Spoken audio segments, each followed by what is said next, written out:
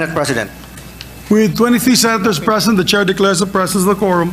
Majority Leader. Thank you very much, Mr. President. Mr. President, I move that we dispense with the reading of the journals of the 73rd session, Tuesday, May 14, 2024, and the 74th session, Wednesday, May 15, 2024, and consider the same as approved.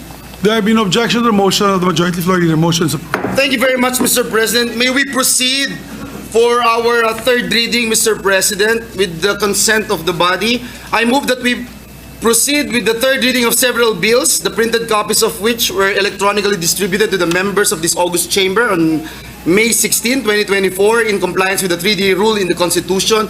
And so with that, Mr. President, I move to consider on third reading Senate Bill number 2560. This is the bill on the Anti-Financial Account Scamming Act, or AFASA. I so move, Mr. President. There have been no objection and motion is approved.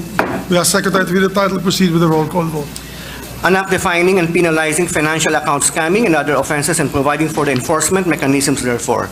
Roll call vote. The Honorable Senator Angara, Senator Binay, Senator Cayetano Alan, Senator Cayetano Pia, Senator De La Rosa, Senator Ejercito, Senator Escudero, Senator Estrada, Senator Gatchalian, Senator Go, Senator Ontiveros, Senator Lapid, Senator Legarda, Senator Marcos, Senator Padilla, Senator Pimentel, Senator Poe, Senator Revilla, Senator Tolentino, Senator Tulfo, Senator Villanueva, Yes. Senator Villar Cynthia, Senator Villar Mark, the Senate President. Yes.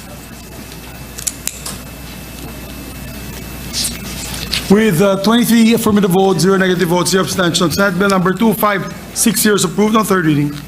Thank you very much, Mr. President. At this juncture, I move to consider on third reading Senate Bill number 2528. This is the bill amending and adding new sections of the National Internal Revenue Code of 1997. I so move, Mr. President. There have been no objection. Motion is approved. Ask Secretary to read the title and proceed with the roll call vote. An act amending sections 105, 108, 109, 110, 113, 114, 115, and 236, and adding new sections 108-A and 108-B of the National Internal Revenue Code of 1997 as amended. Roll call vote. The Honorable Senator Angara, Senator Binay, Senator Cayetano Alan, Senator Cayetano Pia, Senator De La Rosa, Senator Ejercito, Senator Escudero, Senator Estrada, Senator Gatchalian, Senator Go, Senator Ontiveros, Senator Lapid, Senator Legarda, Senator Marcos, Senator Padilla, Senator Pimentel, Senator Poe, Senator Revilla, Senator Tolentino, Senator Tulfo, Senator Villanueva, Yes. Senator Villar Cynthia, Senator Villar Mark, the Senate President. With 23 affirmative votes, 0 negative votes, 0 abstentions, Senate Bill number 2528 is approved on third reading. Thank you very much, Mr. President. At this juncture, I move to consider on third reading Senate Bill number 2514. This is the bill in the Philippine National Games Act. I so move, Mr. President. There being no objection, motion is approved. We ask Secretary to read the title of the measure. Proceed with the roll call vote. An act expanding and institutionalizing the Philippine National Games and appropriating funds therefore. Roll call vote. The Honorable Senator Angara, Senator Binay, Senator Cayetano Alan, Senator Cayetano Pia, Senator De La Rosa, Senator Ejercito, Senator Escudero, Senator Estrada, Senator Gatchalian, Senator Go, Senator Ontiveros, Senator Lapid, Senator Legarda, Senator Marcos, Senator Padilla, Senator Pimentel, Senator Poe, Senator Revilla, Senator Tolentino, Senator Tulfo, Senator Villanueva, Senator Villar Cynthia, Senator Villar Mark, the Senate President. With 23 affirmative votes, 0 negative votes, 0 abstentions, Senate Bill number 2514 is approved on third reading. Thank you very much, Mr. President. Mr. President, I move to proceed that we proceed on third reading bills granting franchises. Sorry, Mr. President, can I just be a sponsor and co-author of the PNG bill, Mr. President? Yes, we take note. Thank you. Thank you. Thank you. Mr. President, Can we proceed? There was a motion already to proceed on the election, on the voting of the next bills. Maybe you can manifest after. can we entertain the manifestations afterwards, Mr. President? Yes. If we can. Thank you, Mr. President. Again, I move that we proceed on third reading bills granting franchises, the printed copies of which were electronically distributed to the members of this August chamber on May 14, 2024, in compliance with the 3-day rule in the Constitution. With that, I move to consider on third and final reading House Bill number 9154. This is the bill on the Romblon Electric Cooperative Incorporated, Romelco. I so move, Mr. President. There being no objection, we ask Secretary to proceed with the roll call vote. An act granting a franchise to the Romblon Electric Cooperative, Inc., Romelco, to construct, install, establish, operate, own, manage, and maintain distribution systems for the conveyance of electric power to the end users in the municipalities of Banton, Corcuera, and Concepcion, province of Romblon.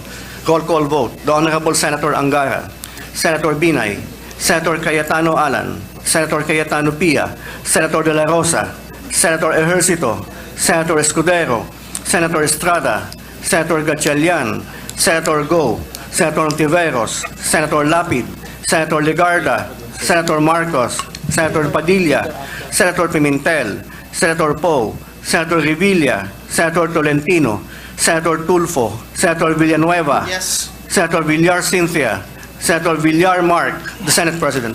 With 23 affirmative votes, 0 negative votes, 0 abstentions, 9154 is approved on third reading. Thank you very much, Mr. President. Mr. President, I move to consider on third reading House Bill number 6295. This is the bill on the Leyte 2 Electric Cooperative Incorporated, or LEIECO 2. I so move, Mr. President. There being no objection to the motion, we ask Secretary to proceed with the roll call vote. An act granting a franchise to the Leyte 2 Electric Cooperative, Inc., LEIECO 2, to construct, install, establish, operate, own, manage, and maintain distribution systems for the conveyance of electric power to the end users in the city of Tacloban and municipalities of Babatngon and Palo, province of Leyte. Roll call vote. The Honorable Senator Angara, Senator Binay, Senator Cayetano Alan, Senator Cayetano Pia, Senator De La Rosa, Senator Ejercito, Senator Escudero, Senator Estrada, Senator Gatchalian, Senator Go, Senator Ontiveros, Senator Lapid, Senator Legarda, Senator Marcos, Senator Padilla, Senator Pimentel, Senator Poe, Senator Revilla, Senator Tolentino, Senator Tulfo, Senator Villanueva, Yes. Senator Villar Cynthia, Senator Villar Mark, the Senate President. With 23 affirmative votes, 0 negative votes, 0 abstentions, House Bill number 6295 is approved on third reading. Thank you very much, Mr. President. I move to consider on third reading House Bill number 9805. This is the bill on the Negros Electric and Power Corporation. So move, Mr. President. There being no objection, we ask the Secretary to proceed with the roll call vote. An act granting Negros Electric and Power Corp. a franchise to establish, operate, and maintain for commercial purposes and in the public interest a distribution system for the conveyance of electric power to the end users in the cities of Bacolod, Silay, Talisay, and Bago, and the municipalities of Murcia and Don Salvador Benedicto, all in the province of Negros Occidental, and ensuring continuous and uninterrupted supply of electricity in the franchise area. Roll call vote. The Honorable Senator Angara, Senator Binay, Senator Cayetano Alan, Senator Cayetano Pia, Senator De La Rosa, Senator Ejercito, Senator Escudero, Senator Estrada, Senator Gatchalian, Senator Go, Senator Ontiveros, Senator Lapid, Senator Legarda, Senator Marcos, Senator Padilla, Senator Pimentel, Senator Poe, Senator Revilla, Senator Tolentino, Senator Tulfo, Senator Villanueva, Senator Villar Cynthia, Senator Villar Mark, the Senate President. With 23 affirmative votes, 0 negative votes, 0 abstentions, House Bill number 9805 is approved on third reading. 22 affirmative votes, 1 negative vote, 0 abstentions, House Bill number 9805 is approved on third reading. Mr. President, there are a number of senators who would like to make a manifestation. First is the gentleman from Si Bong muna, si Bong muna. Nauna si Bong. gentleman from Mindanao, I think Senator Bong- Bongo, and then Senator Yes. Sherwin Gatchalian. Yes, Senator Thank you, Bongo, Mr. you recognized. Mr. President, I would like to extend my heartfelt gratitude to all of our esteemed colleagues for supporting the Philippine National Games Bill. Its passage on third reading today is not merely a legislative milestone. It is a testament to our collective commitment to nurturing the athletic talent that abounds in every corner of our country. The Philippine National Games are not just competitions. They are platforms for discovering and nurturing the next generation of Filipino sports heroes. These games will help elevate our national pride and fortify our country's presence in international sports arenas. This bill which we have diligently crafted and refined, represents a unified vision to provide a structured and supportive environment for our athletes from grassroots up to elite levels. It is a recognition that sports play a crucial role in nation building, fostering not only physical fitness, but also instilling values of discipline, teamwork, and resilience in our youth. Isa rin po ito sa paraan para ilayo ang mga kabataan sa masasamang bisyo tulad ng illegal na droga. Get into sports, stay away from drugs to keep us healthy and fit. This bill also highlights our dedication to inclusivity by ensuring that our para-athletes receive the same support and opportunities, recognizing their exceptional talents and contributions to our national pride. Thank you once again, Mr. President. We are now one step closer to achieving a dynamic future for Philippine sports sa ating mga atletang Pilipino, para po ito sa inyong lahat. Maraming salamat po at mabuhay ang atletang Pilipino. Mr. President. We recognize Senator Sherwin Gatchalian. Mr. President, this is my explanation of vote on House Bill number 9805 and Committee Report 249. Mr. President, I'm one with the body in finding solutions to improve services and lower electricity rates for all consumers in the country. I recognize and give due recognition to the fact that the Central Negros Cooperative Incorporated, or Seneco, the distribution utility that will be replaced by the proposed Negros Electric and Power Corp, NEPC for short, is an AA and Yellow One Electric Cooperative. I vote yes to this proposal. I vote yes to this proposal because it is the Seneco board itself which approached NEPC for the joint venture. Furthermore, majority of the franchise area residents, specifically 98,951 or 55.31% of the 178,236 eligible voters have voted yes to the joint venture. Given that Seneco and the residents themselves have determined it is to their best interest to let NEPC serve as their distribution utility instead of Seneco, then we must respect their decision. It is our duty, however, to ensure that the takeover of NEPC over the Seneco franchise will not affect the continuous supply of electricity in the area, will not unduly increase cost, and will not lead to the unemployment of Seneco's 418 employees. The guardrails to address all these have been incorporated in the proposal during the period of amendments. For this reason, I vote yes. Thank you, Mr. President, distinguished colleagues.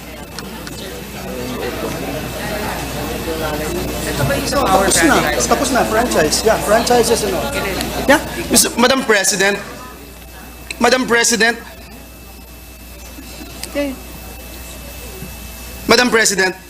if I may I just be allowed to just insert into the records my explanation of vote on Senate Bill number 2560, or the AFASA bill, and the National Higher, the PNG bill.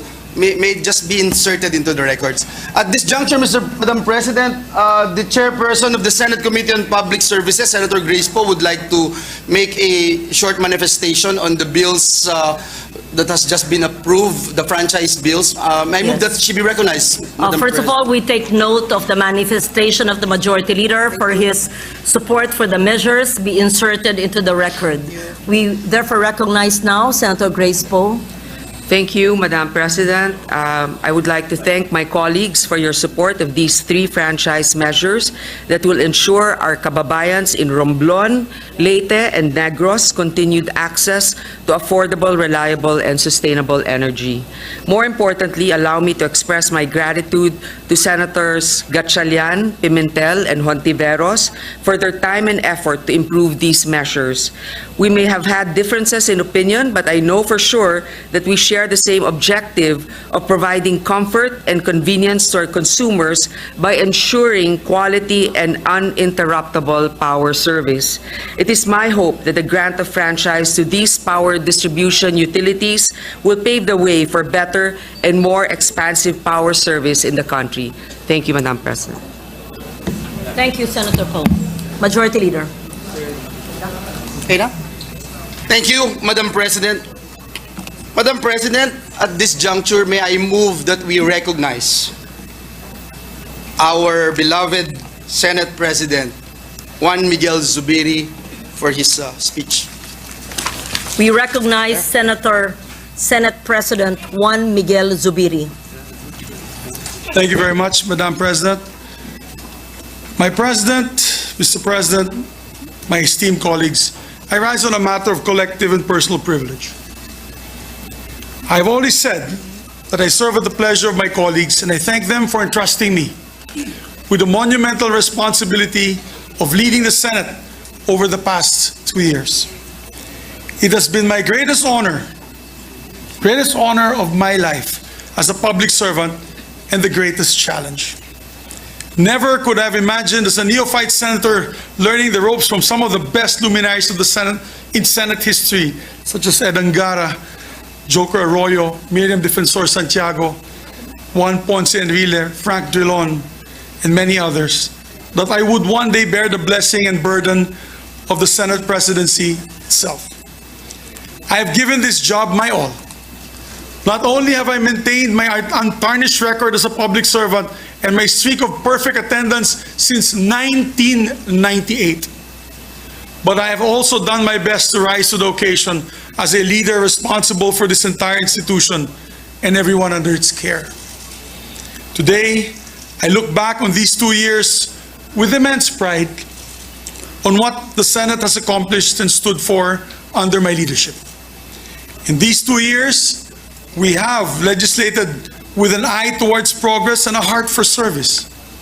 We have spearheaded landmark measures as the Public-Private Partnership Code, the Maharlika Investment Fund, the Internet Transactions Act, the Real Property Valuation Assessment Reform Act, the LGU Income Classification Act, and the Anti-Financial Scamming Act, and many, many other measures that bring a more dynamic economic landscape and create more jobs and opportunities for our people. On the table, we have more economic measures that we expect to pass soon. Primarily the Create More and the new Government Procurement Act. Our first year was led by our mission of national reconstruction. We had to look inwards to assess what we lost during the pandemic and build solutions from there. But in our second year, we could afford to stretch our necks out a bit more, and we could look outward and explore opportunities for bilateral and multilateral cooperation. We could afford to reach out to establish stronger presence on the global stage. In a historic move, we've never had this man or that level of leadership from Japan. We called the joint session to hear an address from Japanese Prime Minister Kishida Fumio. It was us, our dear colleagues, who invited him to address the joint session of Congress in our trip to Japan.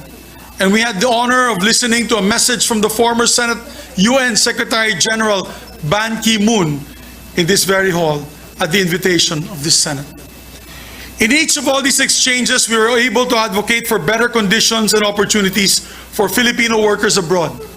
And we're able to explore possibilities in defense cooperation, trade agreements, academic and cultural exchanges, agricultural partnerships towards a more globally involved Philippines.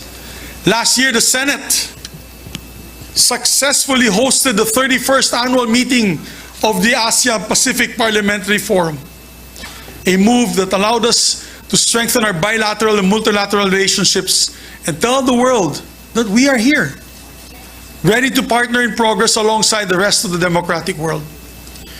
We work to secure peace in the region so we can protect our fisher folk and their livelihood here on our waters. We reached out to draw investors in so we can create more jobs for our people. Sa huli, iuuwi natin lahat ng ating ginagawa para sa bayan at para sa taong bayan. while we work on hitting the goal of becoming an upper middle class income economy in the next few years, we also know that ultimately, development is not just about GDP growth. Walang tunay na kaunlaran hanggat may Pilipinong namamatay sa gutom o sa kawalan ng serbisyong medikal. Walang tunay na kaunlaran hanggat may mga kabataan tumitigil sa pag-aaral para magtrabaho para sa kanilang mga pamilya. Walang tunay na kaunlaran hanggat hindi matatanggap o natatanggap ng manggagawang Pilipino ang disenteng sahod. Senate President or not, I will continue to push for the welfare of our laborers until they receive decent wages that they deserve. The Senate has also been a committed partner to the armed forces of the Philippines and Coast Guard in defending the nation. No Senate has been more outspoken in opposing foreign aggression than the one that sits today. And lest we be accused of being all talk, let me assure you that this Senate has been working hand in hand with the armed forces and the Coast Guard in making necessary budget allocations for the procurement of maritime assets, arms, and defense systems. Lagi ko nga pong sinasabi, hindi nagkukulang sa puso at tapang ating mga sundalo at miyembro ng Coast Guard. Kailangan lang tapatan natin ang tamang mga kagamitan at mga sasakyan pagdigpandagat at panghimpapawid para tulungan silang ipaglaban ng ating bansa. Of course, none of these measures and budgetary allocations would have reached the President's table without the vital work of our Senate employees. I want to thank from the bottom of my heart the members of the Office of the Secretary, Secretary Ray Bantug, Legislative, Administrative and Finance Services, of course, Attorney Mavic,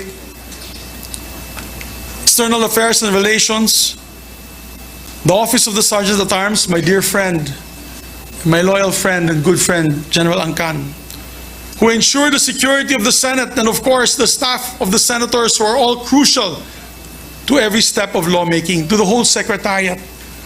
Mabuhay po kayong lahat. I love you guys, you know that. So as Senate President, I'm proud to have led institutional reforms for the benefit of our Senate employees. Mahal na mahal ko kayong lahat, mga empleyado ng Senado. For one, we have made sure to repay our employees' dedication with increased benefits, especially our long-serving employees who have devoted their life's work to the Senate. Marahil ay alam naman po ninyo kung ano-ano po ang mga monetary at non-monetary benefits na naibahagi sa inyo mula sa aking pamumuno. Mabuhay po kayong lahat. And I think we've been the most generous, and I'm proud of it. We have also gone full speed ahead on regularizing our casual and contractual employees. So many of our employees, particularly the hardworking folks in the Office of the Sergeant at Arms, sa OSA, are just one step away from being regularized. Tinutulungan po natin sila pumasa ng civil service exam para matulungan po natin sila sa prosesong ito. By taking care of our own, the Senate has been able to perform better, supported as we are by the great work of our Senate employees. I salute each and every one of you for the job that you do. We are nothing without you. Maraming salamat po sa pagkakataon na masuklian ang trabaho ninyo para sa Senado. You have helped shape the legacy of the Senate in its first 2 years under the 19th Congress. Now, I do not want to make any grand proclamations about the legacy of the Senate in these 2 years. Our legacy is not for us to define. Ultimately, that will be for the Filipino people to decide. All we can do is put work in and hope that our record speaks for itself. And the record, I'm happy to say, has been met with approval. Under our leadership, the Senate has seen some of the best approval and satisfaction ratings in recent history, going back to 1988. Napakalaking karangalan po ito at nabigyan po kami ng lakas ng loob na lalo pang pagbutihin ang serbisyo natin dito sa Senado. As Senate President, I look back on these 2 years with immense pride over what the Senate has accomplished and stood for under my leadership. We have been bold and courageous as a Senate, unafraid to call out injustice where we see it, whether in our sovereign seas or within our own government. We have been fair-minded and truth-driven in the Senate, despite the political noise that often surrounds us. We have been a compassionate Senate, listening to and acting on our people's call for decent jobs, equitable wages, and accessible health care. And we have been a staunchly independent Senate. Let me say that again. We have been a staunchly independent Senate, holding strong against all threats against our institution and against very threats to the very foundation of the democracy in which our nation is built. Indeed, these 2 years, I have come to realize that being Senate President is not only about leading the troops, but also putting oneself on the line. If that's what it takes to protect our institution. And so I have put myself on the line to shield the Senate from all attacks, particularly from efforts to diminish the powers of this institution as the country's last bastion of democracy. In January, we fought against the dreaded People's Initiative, which would have destroyed this very institution I'm standing here right now. God knows what I had to do to defend the Senate. Throughout all this, I could count on each and every one of our colleagues, both from the majority and the minority, whose wisdom and cooperation helps shape the identity of the Senate for this post-pandemic age. But I want to thank my leadership team and those who stayed beside me till the very end. Ma'am Lauren, my Senate President Pro Tem, thank you very much for your loyalty and wisdom. I know many times temptations have been called to you, but you've been steadfast. Maraming salamat, ma'am. True test of character. Maraming salamat. To my dear Majority Floor Leader, pare, thank you for your hard work and dedication. Isa ka sa pinakamasipag nating Majority Floor Leader. Pare, thank you for your friendship till the very end. I love you. You know that. Mahal kita. I will always cherish your support. To Sunny, possibly the best finance chair this institution has ever had, I thank you, sir. I thank you. You know, your father was like a father to me. And I'm happy to call you my brother, sir. Senator JV, what can I say? Your loyalty, your friendship and hard work, which will help steer many important measures in this institution. Sir, I'm proud to call you my friend. Nancy,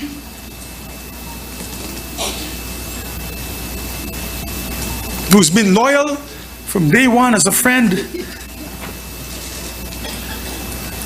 never waving. Thank you, my dear. I love you dearly and your family.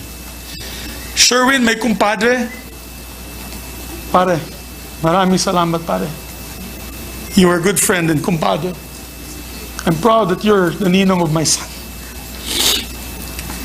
To Bato de la Rosa, who stuck it out with me till the very end. Sir, I salute you, sir.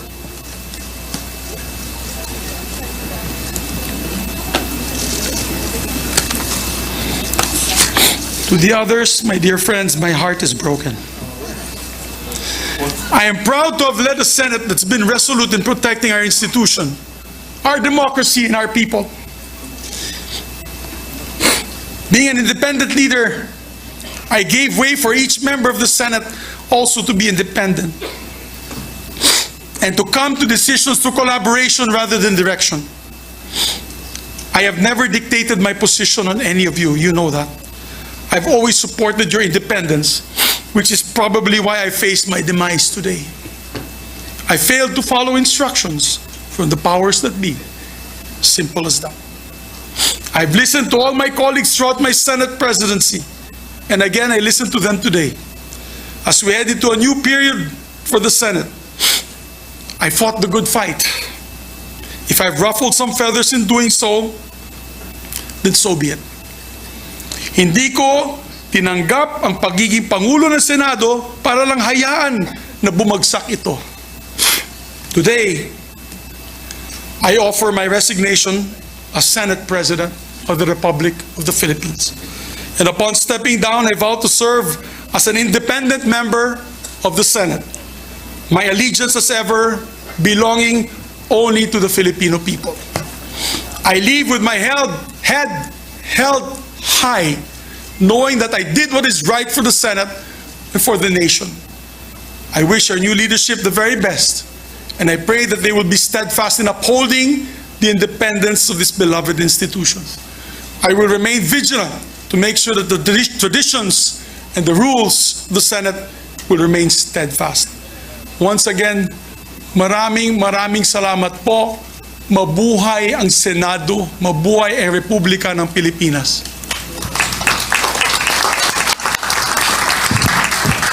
Thank you very much, Senate President Juan Miguel Zubiri, for your heartfelt speech. We are grateful for your service to the institution. Thank you for your service to the nation. Thank you for a job well done, Senate President Juan Miguel Zubiri. Session is suspended.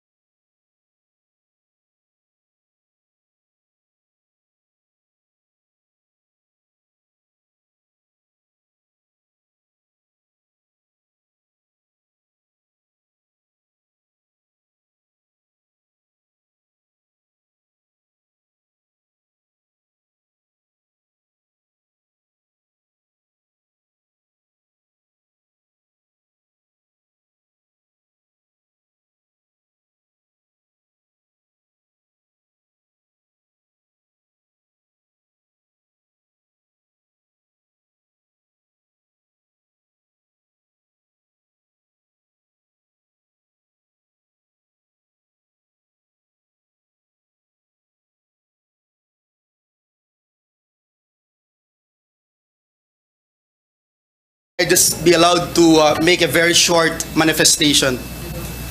The Majority Leader, Senator Joel Villanueva, is recognized. Thank you, Madam President.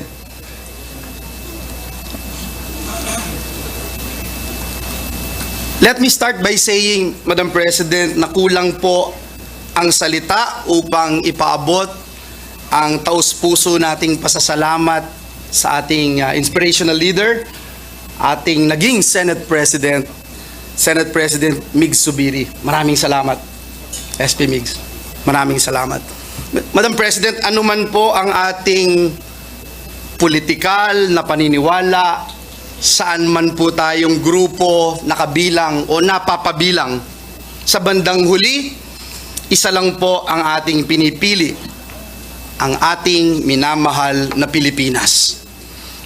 Being part of the leadership, Madam President, carries a cost, requiring leaders to be ready to consistently make sacrifices, prioritizing the interests of their organization, institution, or even their country above their own self-interest. And so today, Madam President, I tender my resignation because the greater cause outweighs my personal interest. Maraming salamat po, Madam President. Thank you very much, our Majority Leader, Senator Joel Villanueva. We thank you for your service to the institution and your service to the nation. Thank you. Madam President, thank you. Madam President, may I move that we recognize Senator Nancy Binay? Senator Nancy Binay is recognized. Thank you, Madam President. I would just like to manifest that I'm also resigning as chairperson of the Committee on Accounts and Tourism and Ethics. Thank you, Madam President. We take note of the manifestation of Senator Nancy Binay. Thank you. We thank you for your dedication to duty as well. Madam President, Senator Sani Angara is also seeking the floor. I move that he be recognized. We recognize Senator Sani Angara, Chairman of the Committee on Finance. Thank you to the beauteous presiding officer. Majority Leader, I'd like to pay tribute to our outgoing Senate President, our outgoing Majority Leader, our outgoing Senate President Pro Temp, and the leadership team who was a very productive. I think there's no reason, of course, emotions may dictate that they bow their heads, but there's no reason to bow their heads. Talagang, I think, when all is said and done, when history is written, wala silang ikakahiya. They stood on the right side of history. I think when this institution was under threat, pinaglaban ni Senate President Zubiri ang ating institusyon, pinaglaban niya ang ating taumbayan dun sa mga gustong solohin ang kapangyarihan. To our Majority Leader, thank you for being here day in, day out, late, along with Senator JV's team. To you, it's a very productive team, so I just want to thank. But at the same time, I'd like to also tender my resignation as the chairperson of the Committee on Finance, the chairperson of the Committee on Youth, and the chairperson of the Subcommittee on Constitutional Amendments, in order to give the new leadership a free hand to choose who they wish to fill up these positions. And I thank our colleagues for the chance to serve them for the last 5 years as the chairperson of the Committee on Finance. I think we achieved real progress together, and I think if at all I was able to empower you to fulfill or to realize your advocacies, I think yun ang masasabi po natin. And I wish the incoming chairperson, Senator Grace Poe, is a great senator, very hardworking, the best on the job. She's definitely up to it, and of course to the new leadership, Senate President Cheese Escudero, I wish you and your team the best, sir. Thank you, Madam President. Thank you po. We would like to thank Senator Sani Angara for his brilliance, his fairness, his dedication to duty as chairman of the Senate Committee on Finance, a post I held before him. Thank you so much, Senator Sani. We appreciate the work you've done. Madam President, Majority Senator Leader. JV Ejercito, our Deputy Majority Leader, is seeking the floor. I move that he be recognized, Madam President. Our Deputy Majority Leader, Senator J.V. Ejercito, is recognized. Thank you, Madam President. First of all, I'd like to thank the Senate President Juan Miguel Zubiri for the trust and confidence. Majority Leader Joel Villanueva, of course, Madam President, the Senate leadership for entrusting me to become the Deputy Majority Leader for the past 2 years. And all I can say is that I'm very proud to be part of this team under the leadership of President Miguel Zubiri. One thing is for sure, this team is principled, hardworking, and this team fought for the institution. And those countless nights, evenings, sessions during the budget hearings will always have a mark in my history. And again, I would like to resign, of course, to give the new leadership a free hand in reorganizing the Senate leadership. But again, I would like to say that I will always be proud to be part of this institution and proud to have been part of the leadership under Senate President Miggs, who really was a very productive team. And thank you very much also to the Senate staff for your cooperation in that at the times that we were on the floor. Again, to the new leadership of under Senator Cheese, good luck to their team, and you can always count on us to be there, no, as a senator of the Republic. Mabuhay po kayo lahat. Thank you very much to our hardworking Deputy Majority Leader. Thank you very Senator much, JV. Madam President. Madam President, at this juncture, may I move that we recognize the distinguished gentleman from City of Taguig and Pateros, no other than Senator Alan Peter Cayetano. Senator Alan Peter Cayetano is recognized. Thank you, Majority Leader. Thank you, Presiding Officer, our Senate President Pro Tem. For I know the plans I have for you, plans to prosper you and not to harm you, plans to give you hope and a future. Yan po ang nasa Jeremiah 29:11, at maging Kristiyano, Hudyo, Muslim, ay nirerespeto si Jeremiah bilang isang propeta. At kahit naman hindi naging isang prophetic word to, kung ang ina at ama ay mahal ang kanilang anak, ano pa kaya ang Diyos na naglikha sa atin? But if you look at the verse, I have plans for you. Plans are based on a vision, and plans become vision depending on the choices you make, and choices are defined by priorities. I am sure that all of us articulate it in a different way, but we try to honor God, build communities, and transform this nation. Sa diwang yan, as I stand to nominate a person that I believe should be our next Senate President, I would like to nominate him and give thanks to Senator Zubiri in my own personal way. In 1998, excited, konting kaba, o maraming kaba, with pride as the youngest member of the 11th Congress, I walked into the Batasang Pambansa at a historic moment where the first batch elected under the 1987 Constitution graduated, and the first batch with the most number of neophytes took office. That is where I met Miguel Zubiri and where I met Cheese Escudero. So first, I think the gratitude is shared not only by those who have supported the leadership and continue to want Senator Zubiri to be the Senate President. I think tayo naman po lahat ay nagpapasalamat. So in behalf of everyone, Senate President Zubiri, maraming salamat. We are all we all have gratitude in our heart for the service that you've given. Siguro we can give him a hand. I know it's against the rules, pero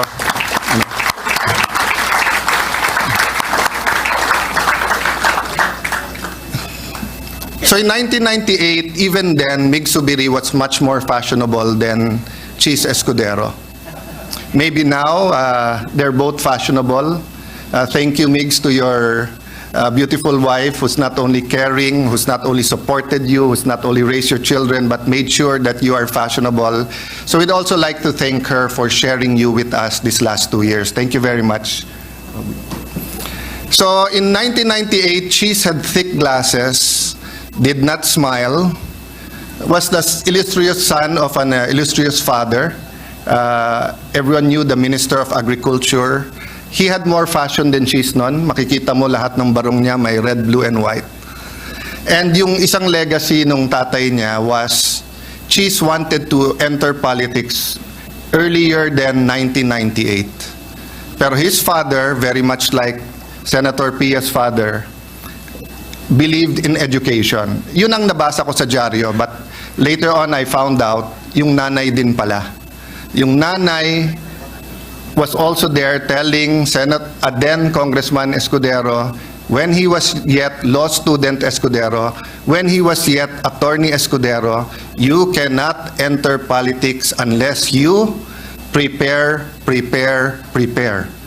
So all of his previous attempts at different positions from the local government, hindi siya pinayagan until his parents believed na hinug na yung panahon.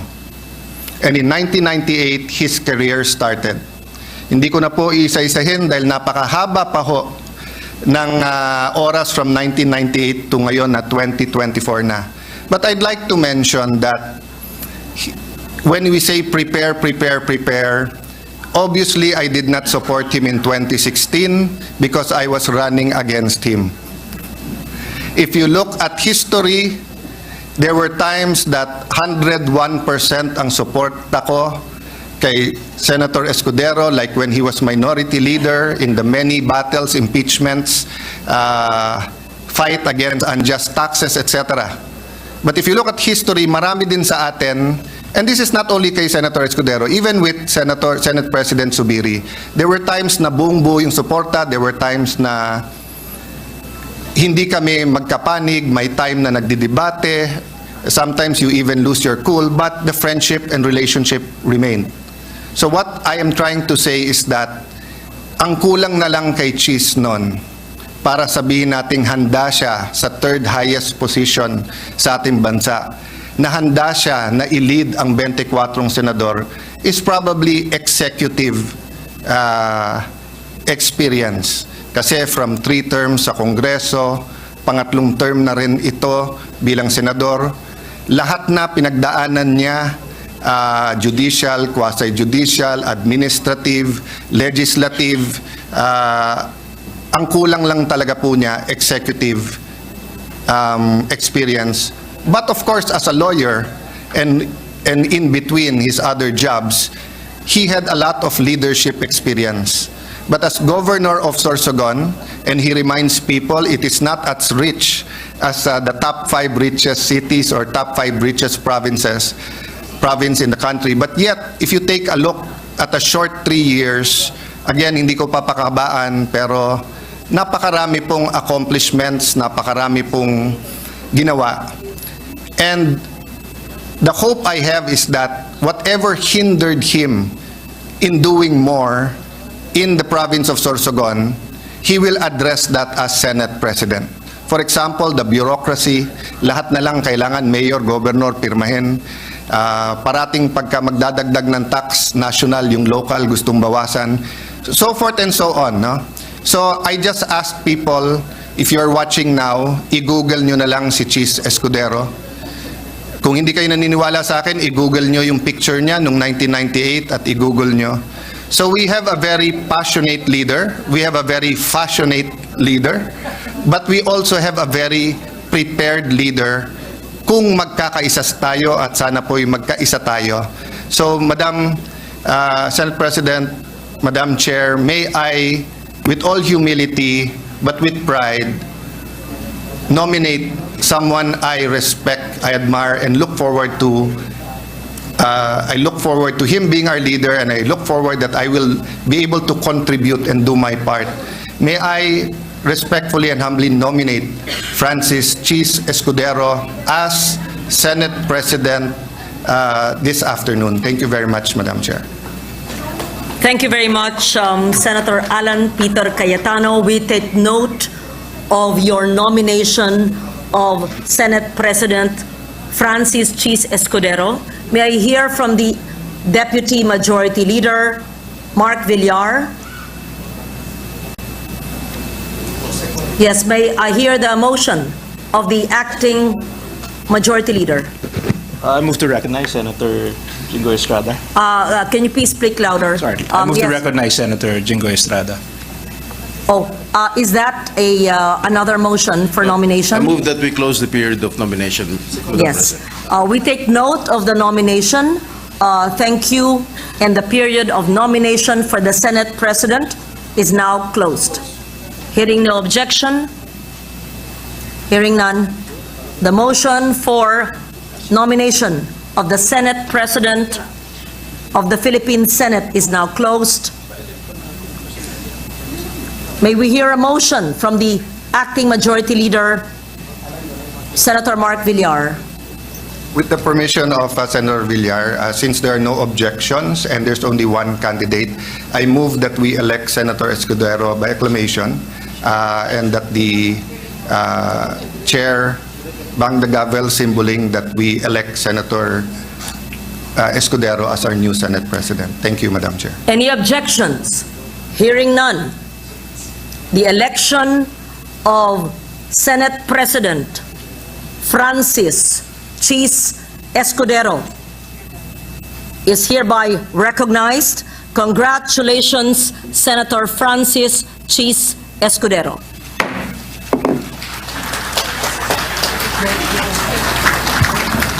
Madam Chair, may I ask for a minute suspension so that we can prepare, and Senator Escudero, may we ask and request Senator Escudero to take his oath as Senate President? Session is suspended.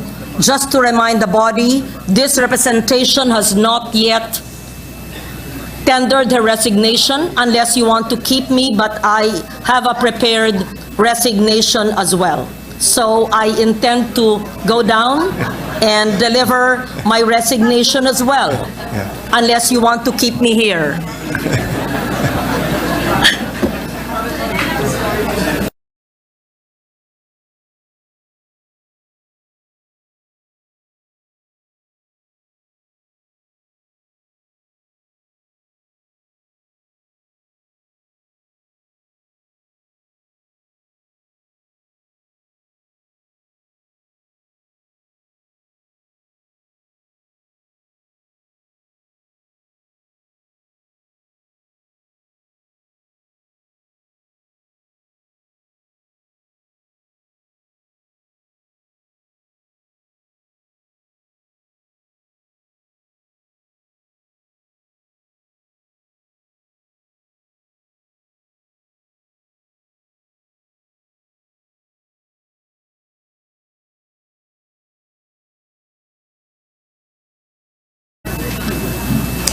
May we ask the Senate President, Francis Chis Escudero, and his family to ascend to the rostrum to take his oath, and may we recognize the Benjamin of the House, the youngest member, Senator Mark Villar, to administer the oath.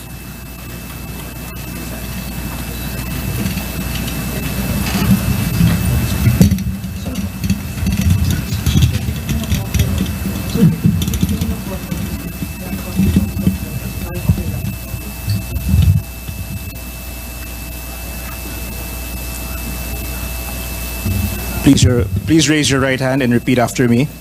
I state your name. Francis Joseph G. Escudero. Having been elected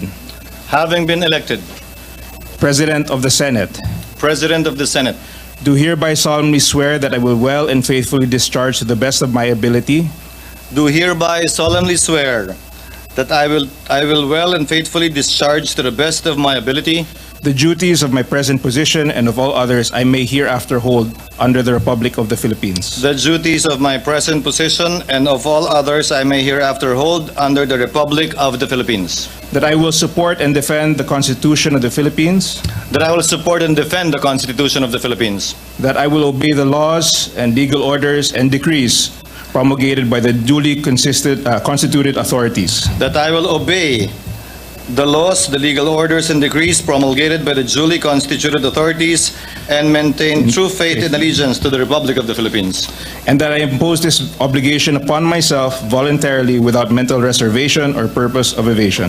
And that I impose this obligation upon myself voluntarily without mental reservation or purpose of evasion. So help me God. So help me God.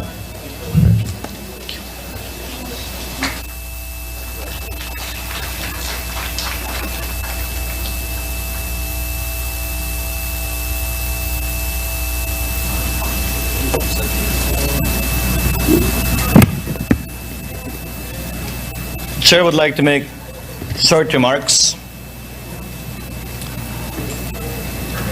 Una sa lahat, nais kong pasalamatan si Senate President Zubiri sa kanyang talino, sa kanyang galing, sa kanyang pasensya, sa kanyang kasipagan, sa kanyang hindi may pagkakailang pagmamahal sa bayan at gayon din sa institusyong ito at sa ating mga kababayan.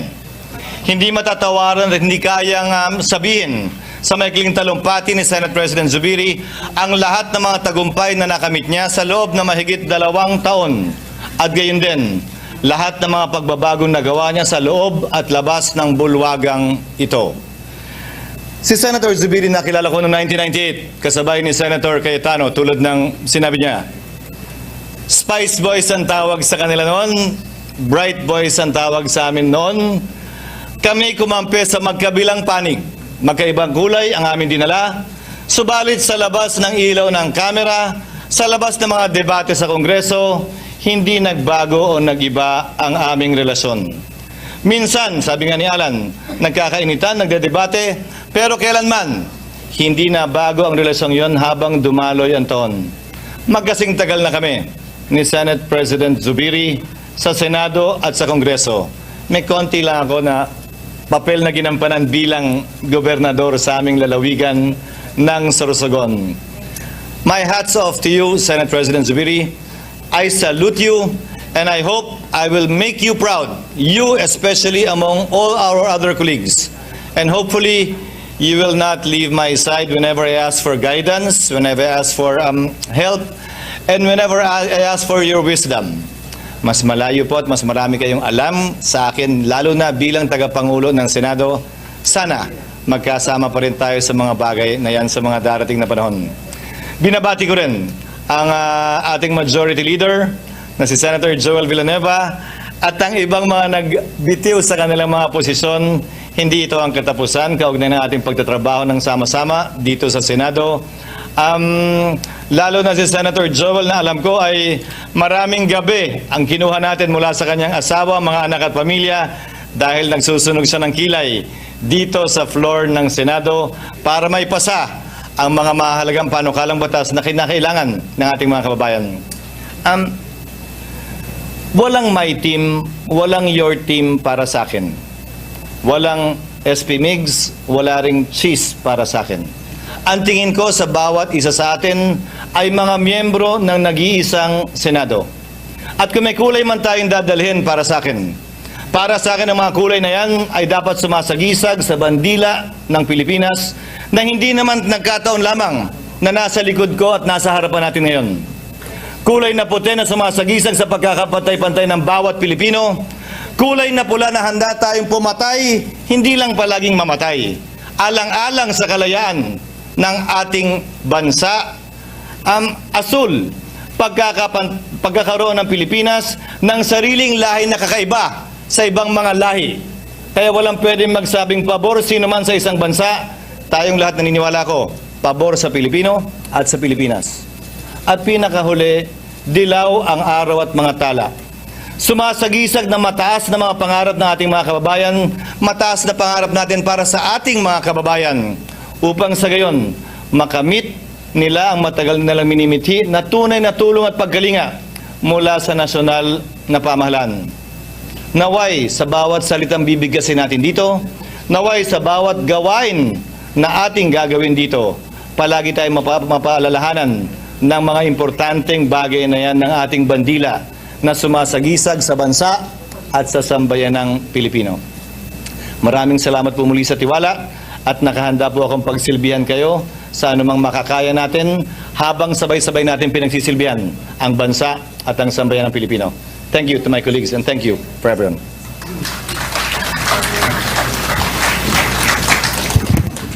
Senator Coco Pimentel is recognized.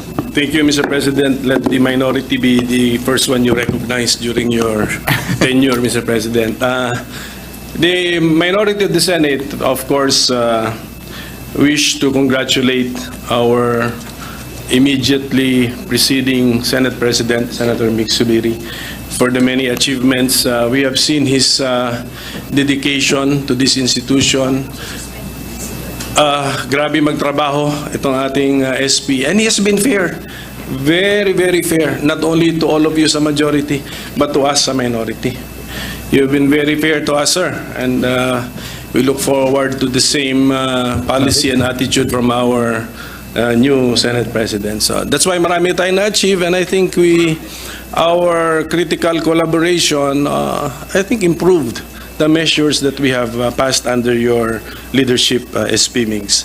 So thank you for your service, and of course, to the entire leadership, our Senate President Pro Tempore, Senator Ligarda, and of course, the person I dealt with most extensively during his term as tenure, Majority Leader Joel Villanueva. Salamat po sa inyo. And of course, si Senator Sani, alam na po niya yan. He has also been, I'll just use the word fair to all of us. Thank you. And so Mr. President, upon consultation with my partner in the minority, we want to make it clear that although we were silent during your election as Senate President, let us explain our vote that we really intended, and we we did not cast a vote, so that is we abstained in the election of the Senate President. And with that, we manifest our desire and our intention to remain in the minority, Mr. President. So let that be officially on record, Mr. President. Thank The you very much. remarks of the gentleman is duly noted from our distinguished minority floor leader. Mr. President. Assistant Majority Floor Leader. Yes, Mr. President, I move to suspend the session. You have to resign. Okay. I withdraw the motion, Mr. President, and I move to recognize Senator Lauren Legarda. Senator Legarda is recognized.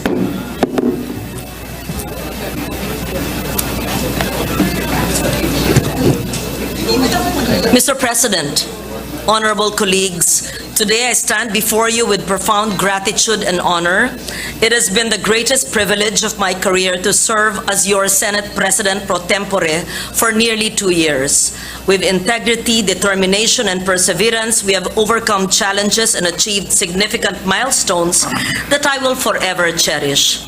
I am thankful for the trust and confidence each of you has placed in me throughout my tenure as your Senate President pro tempore. I am immensely proud of the work we have accomplished together. To Senate President Juan Miguel Zubiri, your leadership has been instrumental in guiding this esteemed chamber towards greatness. Your dedication to public service inspires us all. To the Majority Leader, Senator Joel Villanueva, I am grateful for the camaraderie, collaboration, and the hard work we've all put together, we've shared in the pursuit of our shared goals.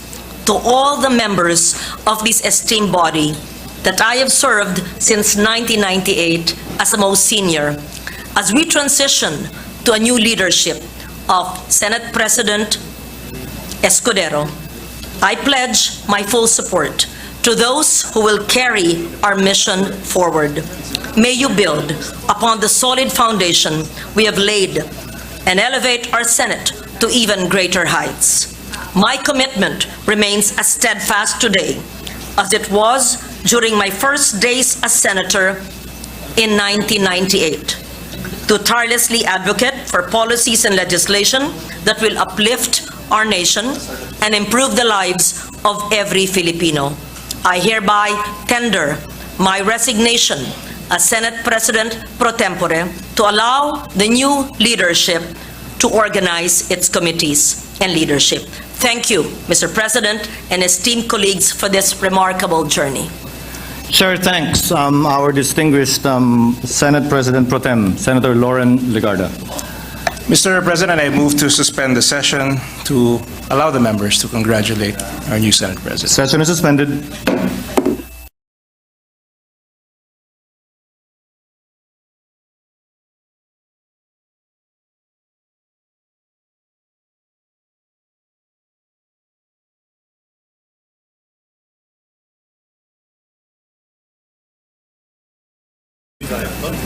Assistant Majority Floor Leader. Mr. President, I move that we proceed to the election of the Senate President pro tempore. There is a motion. Hearing no objection, same is hereby approved. Mr. President, is there any nomination? No nominations. No. Okay. No nomination. Mr. President, since there are no more nominations, I move that we close the nominations. Yeah. And okay.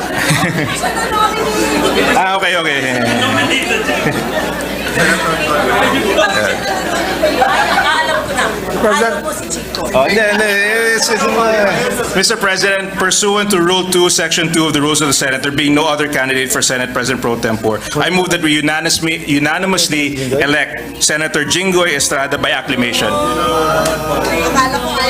There is a motion. Hearing no objection, same is hereby approved. Congratulations, Senator Jinggoy, and may I invite Senator Jinggoy to ascend the rostrum to take his oath.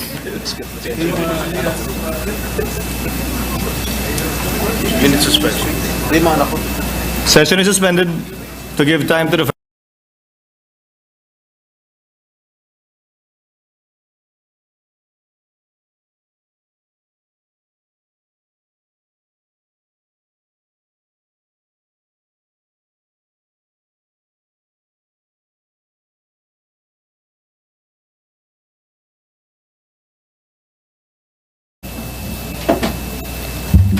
Senator Jinggoy, please raise your right hand and repeat after me. I, please state your name. I, Jinggoy Ejercito Estrada, Having been elected Senate President pro tempore, having been elected as Senate President pro tempore, do hereby solemnly swear do hereby solemnly swear that I will well and faithfully discharge that I will well and faithfully discharge to the best of my ability to the best of my ability the duties of my present position the duties of my present position and of all others I may hereafter hold under the Republic of the Philippines. and of all others I may hereafter hold under the Republic of the Philippines. That I will support and defend the Constitution of the Philippines. That I will support and defend the Constitution of the Philippines. That I will obey the laws, That I will obey the laws, the legal orders, and decrees promulgated by the duly constituted authorities, and decrees promulgated by the duly constituted authorities, and maintain true faith and allegiance to the Republic of the Philippines. and maintain true faith and allegiance to the Republic of the Philippines. And that I impose this obligation upon myself voluntarily, And that I impose this obligation upon myself voluntarily, without mental reservation without mental reservation or purpose of evasion. or purpose of evasion. So help me God. So help me God. Congratulations. Thank you.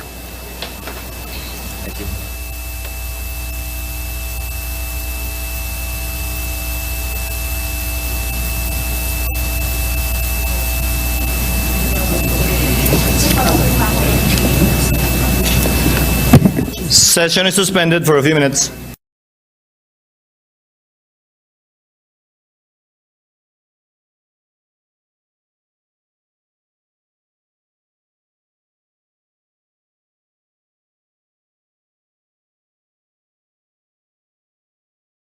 Francis Tolentino as the chairman of Rules and thereby the majority floor leader. I so move. Is there any objection? Chair hears none. The same is hereby approved. Senator Francis Tolentino is the chairman of the Committee on Rules and our majority floor leader. May I ask Senator Tolentino to kindly ascend to the rostrum to take his oath, and if he has any family member to kindly accompany him.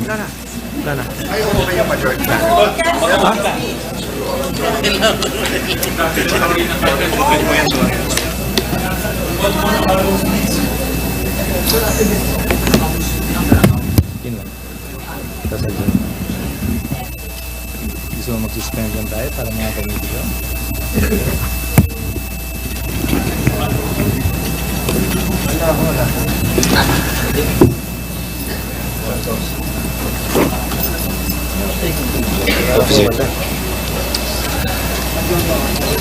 Please raise your right hand and repeat after me. I, please state your name. I, Francis Tolentino, Having been elected chairman of the Committee on Rules, having been elected chairman of the Committee on Rules, do hereby solemnly swear do hereby solemnly swear that I will well and faithfully discharge, that I will well and faithfully discharge, to the best of my ability, to the best of my ability, the duties of my present position, the duties of my present position, and of all others I may hereafter hold under the Republic of the Philippines. and of all others I may hereafter hold on the Republic of the Philippines. That I will obey the laws, I will obey the laws, the legal orders, and decrees promulgated by the duly constituted authorities, the legal orders, decrees promulgated by the duly constituted authorities, and shall maintain true faith and allegiance to the Republic of the Philippines. and shall maintain true faith and allegiance to the Republic of the Philippines. And that I impose this obligation upon myself I impose this obligation upon myself voluntarily, without mental reservation without mental reservation or purpose of evasion. or purpose of evasion. So help me God. So help me God. Congratulations. Thank you, sir.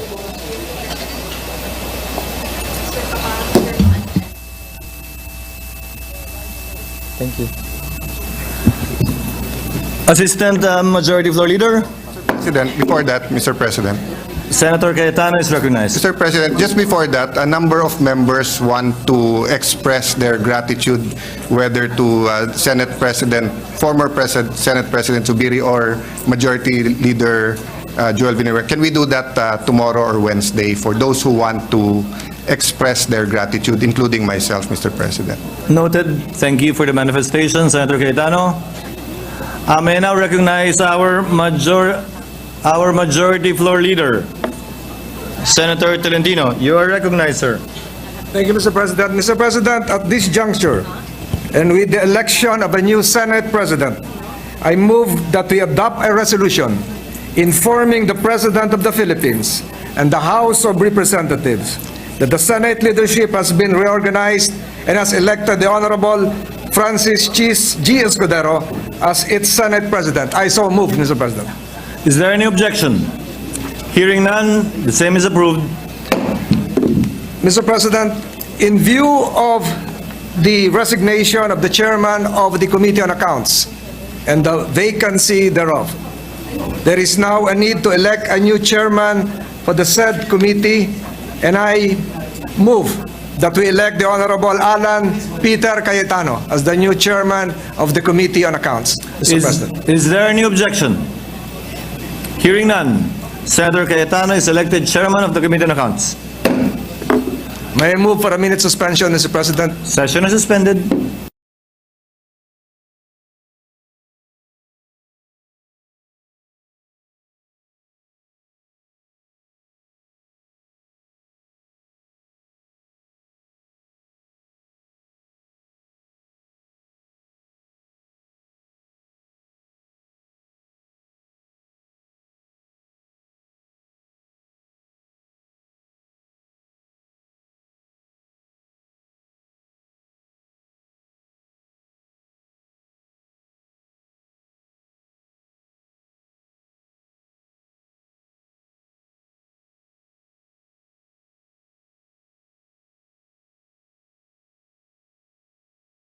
Mr. President, there being no other business to tackle, Mr. President, I move that we adjourn the session till 3 o'clock in the afternoon of May 21st, 2024. I so move. Is there any objection? There being none, session is adjourned until 3 o'clock in the afternoon of Tuesday, May 21, 2024.